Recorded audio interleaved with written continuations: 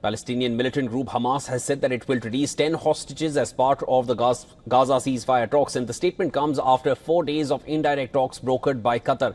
Hamas said that key hurdles, they remain in the talks, and some of the key hurdles notably are the free flow of aid into Gaza, Israeli military withdrawal from the territory, and real guarantees for a lasting peace. But it displayed flexibility and agreed to release 10 hostages nevertheless. Meanwhile, US President Donald Trump has said there is a very good chance of a ceasefire in Gaza this week or the next. Well, we're talking about Gaza for the most part. I think we have a chance this week or next week. Not definitely. There's nothing definite about war and Gaza and all of the other places that we all deal with so much. But there's a very good chance that we'll have a settlement, an agreement of some kind this week and maybe next week if not. On the other hand, the Israeli Prime Minister said that he and Donald Trump share a common objective, that is to end Hamas rule in Gaza and secure the release of the hostages. In an interview with Fox Business, Benjamin Netanyahu said that Israel is getting closer to a 60-day ceasefire agreement with Hamas.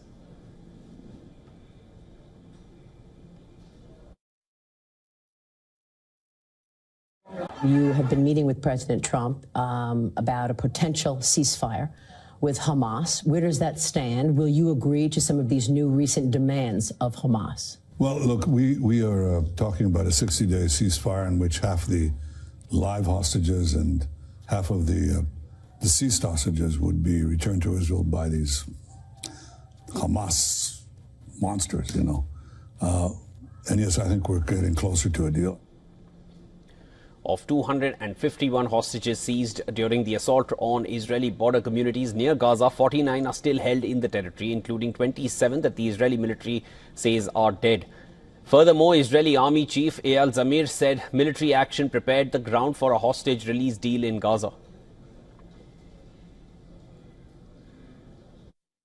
We have caused great damage to the governance and military capabilities of Hamas, and thanks to the operational power that we have demonstrated, the conditions have been created to advance a deal to release the hostages.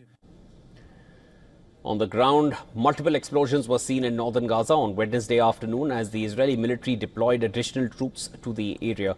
The army said operations have begun to encircle Beit Hanun in the northern Gaza Strip, where 5 Israeli soldiers were killed earlier in the week in the same region. The IDF also announced that an Israeli soldier was killed during an attempted abduction by Hamas gunmen in southern Gaza's Khan Yunis area. The gunmen emerged from a tunnel, attacked Azuleh while he operated an excavator and tried to seize his body, but were thwarted by Israeli forces who opened fire. Meanwhile, Gaza's civil defense agency said that 26 people were killed in Israeli strikes on Wednesday, including at least 6 children. Israel's campaign has killed at least 57,680 people in Gaza since 7th of October 2023. And for more on this, there is a report sent by our correspondent in New York, Susan Tehrani. Let's take a look.